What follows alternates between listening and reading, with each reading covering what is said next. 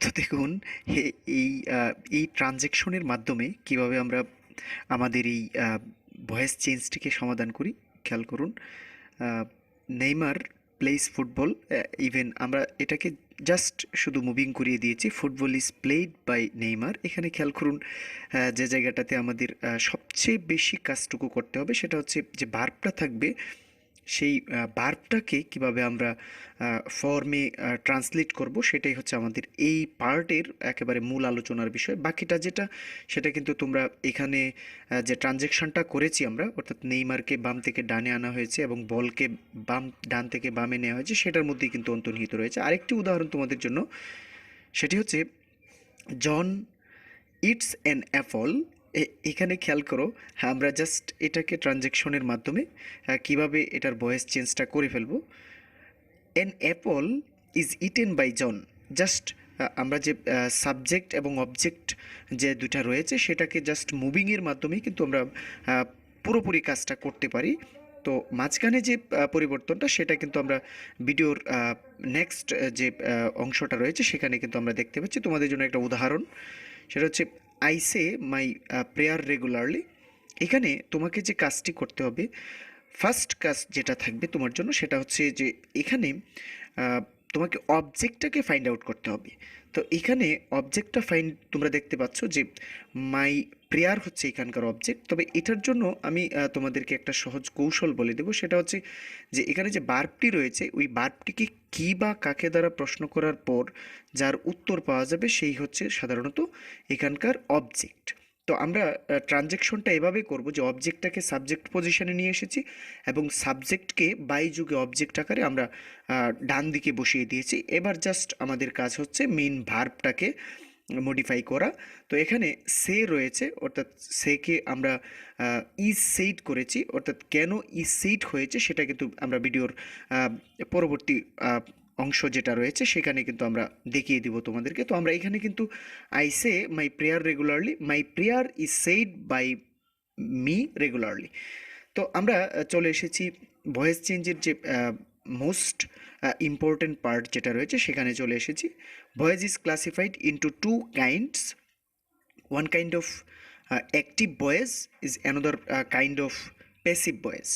তো passive voice এবং active voice যেটি রয়েছে সেটি কিন্তু আমরা সাধারণত জানি যে যেখানে সাবজেক্ট সক্রিয় থেকে কোনো একটি কাজ সম্পন্ন করবে সেটা অ্যাক্টিভ ভয়েস, আর প্যাসিভ ভয়েস হচ্ছে যেখানে সাবজেক্ট নিষ্ক্রিয় থাকবে বাট অবজেক্ট যেটা থাকবে সেটা সক্রিয় রূপে কোনো কাজ সম্পন্ন করবে, দেন এটাকে আমরা প্যাসিভ ভয়েস বলে থাকবো। তো এটা জানার জন্য আমাদের যে জিনিসগুলো প্রয়োজন সেটা হচ্ছে list of some subject and their objects. Because আমাদের যেহেতু সাবজেক্ট এবং অবজেক্টেই হচ্ছে এখানকার মেজর বিষয়, সুতরাং এখানে এর যে ফর্মগুলো রয়েছে অর্থাৎ সাবজেক্টিভ এবং অবজেক্টিভ যে ফর্মগুলো রয়েছে সেগুলো জানা খুব জরুরি। এখানে দেখো, খেয়াল করতে পারছো তোমরা, I me, we us, you you, they them, he সেই, সরি হি হিম, শি হার, রহিম করিম। এখানে যদি কোনো নাম দেওয়া থাকে তাহলে সেগুলা নামের সরাসরি অবজেক্টিভ হয়ে যাবে নাম।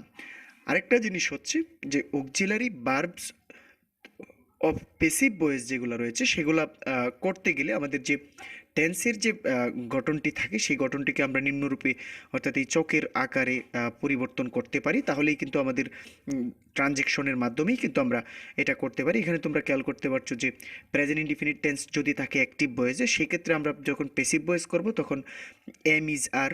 এভাবে ঠিক প্রেজেন্ট কন্টিনিউয়াস হলে am being, is being, are being. Present perfect tense হলে have been, has been. Present perfect continuous tense হলে have been being, have been being, has been being. এভাবে কিন্তু আমরা রূপান্তরটা করতে পারি। তো আমরা এই পর্যায়ে যে বিষয়টা নিয়ে সবচেয়ে জরুরি যে বিষয়টা নিয়ে আলোচনা করছি সেটা হচ্ছে অ্যাক্টিভ ভয়েসের যে স্ট্রাকচারটি। আমরা কখন একটা অ্যাক্টিভ ভয়েস থাকবে সেটাকে কিভাবে আমরা ফাইন্ড আউট করব সেটা হচ্ছে এখানকার আলোচনার বিষয়। এখানে তোমরা খেয়াল করতে পারছো subject plus verb transitive plus object. অর্থাৎ ট্রানজিটিভ ভার্ব আমরা সাধারণত জানি যে ভার্বের কর্ম বিদ্যমান থাকবে অর্থাৎ অবজেক্ট বিদ্যমান থাকবে, সেটাই হচ্ছে ট্রানজিটিভ ভার্ব। তো একটা সাবজেক্ট থাকবে, একটা ট্রানজিটিভ ভার্ব থাকবে, এবং যেহেতু এটা ট্রানজিটিভ ভার্ব সুতরাং তারপরে একটা অবজেক্ট মাস্ট থাকবে। এবার আমাদের যে কাজটা দাঁড়াবে সেটা হচ্ছে জাস্ট আমরা অবজেক্টকে সাবজেক্ট পজিশনে নিয়ে আসবো এবং সাবজেক্টকে বাই যুগে অবজেক্ট আকারে নিয়ে যাব। আর মাঝখানের যে কাজটা রয়েছে সেটা কিন্তু আমরা প্রেজেন্ট ইনডিফিনিট টেন্স হলে সেটাকে আমরা কিভাবে করব সেটা কিন্তু আমরা অলরেডি দেখে নিয়েছি আগের অংশে। তো এইখানে এই অনুসারে যদি আমরা এই বিষয়টাকে সাজানোর চেষ্টা করি তাহলে কি আসে, তাহলে স্ট্রাকচারটা দাঁড়াবে এরকম: সাবজেক্ট অফ অবজেক্ট, অবজেক্টের subjective form plus auxiliary verb plus ভার্বের ভিত্তি ফর্ম। অর্থাৎ একটা জিনিস খেয়াল রাখতে হবে যে প্যাসিভ ভয়েস মানেই হচ্ছে ভার্বের ভিত্তি ফর্ম। তো এই অনুপাতে যদি আমরা এটাকে সাজাই তাহলে কিন্তু আমাদের কাছে উত্তরটা চলে এসেছে। হি রিডস দ্য বুক, এরকম ছিল আমাদের যে বাক্যটা, সেখানে সাবজেক্ট, ভার্ব ট্রানজিটিভ এবং একটা অবজেক্ট বিদ্যমান রয়েছে স্পষ্টত। তো আমাদের উপরের যে স্ট্রাকচার, সেই স্ট্রাকচার অনুযায়ী আমরা ফার্স্ট যে কাজটা করেছি সাবজেক্টটাকে, অর্থাৎ সাবজেক্ট অফ অবজেক্ট, অবজেক্টের সাবজেক্টিভ ফর্মটা লিখেছি আমরা, দ্য বুক ছিল দ্য বুকেই নিয়েছি। তারপরে এখানে ছিল শুধুমাত্র রিডস, যেহেতু এটা প্রেজেন্ট টেন্স সুতরাং ইজ প্লাস ভার্বের ফার্স্ট পার্টিসিপল ফর্ম, সুতরাং ইজ রিড, যেহেতু রিডের 3 ফর্মেই একরকম সুতরাং আমরা রিডেই এখানে অ্যাপ্লাই করেছি। তারপরে রয়েছে বাই যুগে, এখানকার নিচের বাক্যটার যে সাবজেক্টটা ছিল সেটাকে বাই যুগে আমরা অবজেক্ট করে দিয়েছি বাই হিম। তো এভাবেই কিন্তু আমরা একের পর এক বাক্য সমাধান করতে পারি। এখানে তোমাদের জন্য একটা প্র্যাকটিস রয়েছে, খেয়াল করো। অ্যাক্টিভ টু প্যাসিভের জন্য he pulls a rickshaw, make it passive voice. He pulls a rickshaw, সে একটি রিক্সা চালায়। তো এখানে স্পষ্টতই যে বিষয়টা রয়েছে, পুলস হচ্ছে চালানো, এখানে অবজেক্ট রয়েছে এ রিক্সা। তো পরবর্তী অংশে এ রিক্সাকে আমরা সাবজেক্ট আকারে বসালাম। এরপর যেটা করলাম সেটা হচ্ছে আমরা, যেহেতু এটা টেন্সটা প্রেজেন্ট টেন্স সুতরাং ইজ পুলড বাই হিম। আমরা নিচে আরেকটি উদাহরণ তোমাদের জন্য নিয়েছি, we should respect a rickshaw puller, a rickshaw puller should be respected by us. অর্থাৎ মাঝখানের যে কাজটা আমরা করেছি শুড বি রেসপেক্টেড, ওইটা কিন্তু আমরা পূর্বেই চোখের মধ্যে দেখিয়েছি যে যেহেতু এখানে প্রেজেন্ট ইনডিফিনিট টেন্স রয়েছে, তো প্রেজেন্ট ইনডিফিনিট টেন্স হলে পরবর্তী অংশটাতে আমাদের ফিউচার ইনডিফিনিট টেন্স রয়েছে, এবং ফিউচার ইনডিফিনিট টেন্স থাকলে সেক্ষেত্রে আমরা কোন জিনিসটাকে অ্যাপ্লাই করব সেটা কিন্তু আমরা এর আগের চকগুলাতে দেখিয়ে দিয়েছি। অর্থাৎ শুড হচ্ছে এখানে একটি ফিউচার নির্দেশক শব্দ, ইভেন এটা হচ্ছে একটি মডেল অক্সিলারি ভার্ব। যেহেতু এটা মডেল অক্সিলারি ভার্ব সুতরাং মডেল অক্সিলারির পরে সবসময় বি বসে, সেটাই কিন্তু আমাদের পূর্বে আলোচনা করা হয়েছে। তো আমরা এই নিয়মে কিন্তু খুব দ্রুততার সাথেই এই ধরনের বাক্যগুলোকে ভয়েস চেঞ্জ করে ফেলতে পারি। ভয়েস চেঞ্জটি কিন্তু অ্যাকচুয়ালি প্রত্যেকটি পাবলিক পরীক্ষা, ইভেন চাকরির পরীক্ষার জন্য খুবই ইম্পর্টেন্ট। সুতরাং আরেকটি উদাহরণ তোমাদের জন্য নিয়ে এসেছি, the fisherman is catching fish, এটাকে প্যাসিভ করার কথা বলা হয়েছে। তো এখানে স্পষ্টতই যে ক্যাচিং ফিশ কি ধরছে, মাছ ধরছে। তো এখানে ফিশ হচ্ছে আমার অবজেক্ট, তো আমি ফিশটাকে সাবজেক্ট পজিশনে নিয়ে আসলাম ফিশ। আর যেহেতু এখানে is catching present continuous tense রয়েছে সুতরাং আমি ইজ বিং কট নিয়ে আসলাম। তারপরে বাকি অংশটা নিয়ম অনুযায়ী করে ফেললাম। Let us know the voice change of double object, অর্থাৎ ডাবল অবজেক্টের ক্ষেত্রে আমরা কী ধরনের কাজগুলা করব সেটা কিন্তু আমরা এখানে দেখতে পাচ্ছি। হি টিচেস আস ইংলিশ, এখানে খেয়াল করো যে আমরা টিচেসকে যদি প্রশ্ন করি তাহলে আমাদের কাছে উত্তর আসে দুইটা, কি বা কাকে দ্বারা প্রশ্ন করলে। টিচেস কি শিক্ষা দেয়, ইংলিশ, এবং কাকে শিক্ষা দেয়, আমাদেরকে শিক্ষা দেয়, এখানে ডাবল অবজেক্ট। তো এখানে ডাবল অবজেক্টের মধ্যে একটা জিনিস খেয়াল রাখতে হবে যে টিচেসের সাথে রিলেটেড যে জিনিসটা আছে এখানে, সেখানে সেটা হচ্ছে এখানকার জন্য ডিরেক্ট অবজেক্ট, আরেকটা হচ্ছে ইনডিরেক্ট অবজেক্ট। তো আমরা he teaches us English, we are taught English by him, এই ক্ষেত্রে আমাদের গঠনটা যেটা রয়েছিল যে আমরা যে কোনো একটি অবজেক্টকে মুভিংয়ের মাধ্যমে বাকি একটিকে সেম টু সেম রেখে আমরা কিন্তু ভয়েস চেঞ্জটা করতে পারি। যেমন we are taught English by him, যেখানে আমরা আজকে ট্রান্সলেট করেছি, আর পরবর্তী বাক্যে আমরা ইংলিশকে ট্রান্সলেট করেছি English is taught us by him. Now try to change it into passive voice, some practice, কিছু অনুশীলন তোমাদের জন্য এখানে। He gave me a book, I taught him a lesson, they feed me fruits, we made him captain, she informed me this.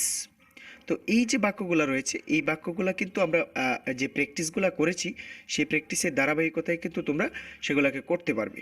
I told him to this, তো এখানে এটা হচ্ছে সাধারণত পেসিভ ভয়েসের কিছু হাইডেবল ভার্ব থাকবে বা অংশ থাকে, সেই অংশগুলোকে আমরা বলে থাকি সাইলেন্ট ইনফিনিটিভ, অর্থাৎ যে অংশটা উজ্জ থাকে সাধারণত সেটা হচ্ছে একটা টু উজ্জ থাকে, আর এই টুকে সাধারণত আমরা ইনফিনিটিভ বলে থাকি। তো সাইলেন্ট ইনফিনিটিভ মানে যেখানে টু থাকবে কিন্তু এই স্পষ্টত আমাদের কাছে দৃশ্যমান হবে না। তো I told him to this. তো এখানে খেয়াল করো যে আমরা যদি এটাকে ট্রান্সলেট করি, ভয়েস চেঞ্জ করি, তাহলে সেক্ষেত্রে কি কি হয় আমাদের আনসারটি, he was told to do this by me. এখানে খেয়াল করো ডু এর পূর্বে কিন্তু একটি টু এসেছে, অর্থাৎ যখন আমি পেসিভ ভয়েসটি করতে গেলাম তখন কিন্তু আমি একটি টু এর ব্যবহার করেছি, কিন্তু এই টুটা কিন্তু আগে থেকেই ছিল, কিন্তু আগে অদৃশ্যমান ছিল, বাট আমি যখন পেসিভ ভয়েস করেছি তখন কিন্তু এটাকে দৃশ্যত করে দিয়েছি, অর্থাৎ এটাকেই বলা হয় silent infinitive. Infinitive must be শোন ইন দ্য পেসিভ ভয়েস। এটা কিন্তু তোমাকে মাথায় রাখতে হবে যে ইনফিনিটিভটাকে পেসিভ ভয়েসে অবশ্যই শো করে দেখাতে হবে। আমরা এক্সেপশনাল যে বিষয়গুলো রয়েছে সেগুলোর মধ্যে একটা, যেগুলো বেশি বেশি পরীক্ষাতে আসে সেগুলোই আমরা এখানে ভিডিওতে অ্যাড করেছি। If the active voice is with reflexive pronoun, then we make passive voice by the follow of this structure: subject plus auxiliary verb plus b3 plus by plus reflexive pronoun। এই যে স্ট্রাকচারটি রয়েছে, অর্থাৎ reflexive প্রোনাউনগুলো কিন্তু আমরা জানি যে যেগুলো হচ্ছে আত্মবাচক সর্বনাম, himself, myself, themself, herself, yourself, এগুলো হচ্ছে সাধারণত কি আমাদের রিফ্লেক্সিভ প্রোনাউন। তো সেই রিফ্লেক্সিভ প্রোনাউনগুলো থাকলে আমরা এই স্ট্রাকচার অনুযায়ী বাক্যটাকে সমাধান করব। She fans herself, she is fanned by herself, স্ট্রাকচারটি কিন্তু হুবহু মিলে যাচ্ছে। He killed himself, he was killed by himself. এখানে কিন্তু টেন্স অনুযায়ী আমাদের যে অক্সিলারি ভার্বটা সেটা কিন্তু টেন্স অনুযায়ী, প্রথমটাতে আমাদের প্রেজেন্ট ইনডিফিনিট টেন্স বিদায় ইজ এনেছি, এবং দ্বিতীয়টাতে কিল্ড যেহেতু ফার্স্ট ইনডিফিনিট টেন্স সুতরাং আমরা এখানে ওয়াজ এড করেছি। এভাবে কিন্তু আমরা টেন্সের ফর্মগুলো ইউজের মাধ্যমে এগুলা করতে পারি। আমরা এক্সেপশন টু নিয়ে এসেছি, খেয়াল করো এক্সেপশন টু এ বলা হয়েছে একেবারে মোস্ট ইম্পর্ট্যান্ট একটি রুল, যেটি হচ্ছে কোয়াইসি পেসিভ ভার্ব। আমরা হয়তো 6, 7 বা 8 এই এই যে ক্লাসগুলো রয়েছে এখানেই কিন্তু আমরা কোয়াইসি পেসিভ ভার্ব সম্পর্কে ধারণা নিয়েছি। তারপরও যাদের ধারণা নেই তাদেরকে আমি একেবারে স্পষ্ট করে দিচ্ছি এই ব্যাপারে ধারণাটা, যে কোয়াইসি পেসিভ ভার্বটাকে আমরা কীভাবে খুব দ্রুততার সাথে ফাইন্ড আউট করতে পারবো। একদম সহজ বিষয়, সেটা হচ্ছে subject plus auxiliary verb plus বি3 প্লাস অ্যাডজেক্টিভ, এই স্ট্রাকচারে আমরা কিন্তু পেসিভ ভয়েসে ট্রান্সলেট করব। কিন্তু আসলে কোয়াইসি পেসিভের কী ধরনের স্ট্রাকচারটা হবে তোমরা খেয়াল করো, এখানে একটি উদাহরণ এসেছে, দ্য রোজ স্মেলস সুইট। তো এই যে এখানে বলা হয়েছে the rose is noun, sweet is adjective. তো স্মেল হলো একটি ভার্ব, অর্থাৎ তোমাকে সবসময় খেয়াল রাখতে হবে যে ভার্বের ডান পাশে একটি অ্যাডজেক্টিভ এবং বাম পাশে একটি নাউন থাকবে, অর্থাৎ যে ভার্বের ডান পাশে একটি অ্যাডজেক্টিভ এবং বাম পাশে একটি নাউন থাকবে সেটাকে আমরা কোয়াইসি পেসিভ ভার্ব বলে থাকবো। তো এখানে এটা অবশ্যই একটা কোয়াইসি পেসিভ ভার্ব, কেননা এটা নিজে নিজে কিছু করতে পারে না। সুতরাং এটা হচ্ছে যে কেউ যখন ফুলের ঘ্রাণটা নেয় তখনই নেওয়া হয়। The rose is smelled sweet. তো এখানে the rose is smelled sweet, the sight looks charming. দেখুন খেয়াল করুন যে একটা দৃশ্য যখন আমি দেখব তখনই কিন্তু সেটা চার্মিং হবে, এর পূর্বে নয়। সুতরাং এখানে the sight is noun, looks is verb, charming is adjective. লুকসের ডানে অ্যাডজেক্টিভ, বামে রয়েছে একটি নাউন। তো এই ক্ষেত্রেও আমরা কিন্তু একই স্ট্রাকচার অনুসরণে the sight is looked charming, এখানে আমরা অক্সিলারি ভার্ব টেন্স অনুযায়ী একটা অক্সিলারি ভার্ব, তারপরে এখানে মেইন ভার্বের past participle form, even adjective যেটা থাকবে সেটাকেও আমরা অ্যাড করে দিব। এছাড়াও কিন্তু আমরা অন্য নিয়মেও করতে পারি, সেগুলো আমার ইতিপূর্বে আমার চ্যানেলে এই ধরনের ভিডিও দেওয়া রয়েছে, তোমরা চাইলে সেখান থেকে দেখে নিতে পারো। Thanks a lot for watching. আমাদের এই ভিডিওটি দেখে তোমরা যদি উপকৃত হয়ে থাকো তাহলে অবশ্যই আমাদের ভিডিওটিতে একটি লাইক কমেন্ট করে আমাদেরকে কিছুটা অনুপ্রেরণা জাগিয়ে তুলবে। Thanks a lot for watching, see you again.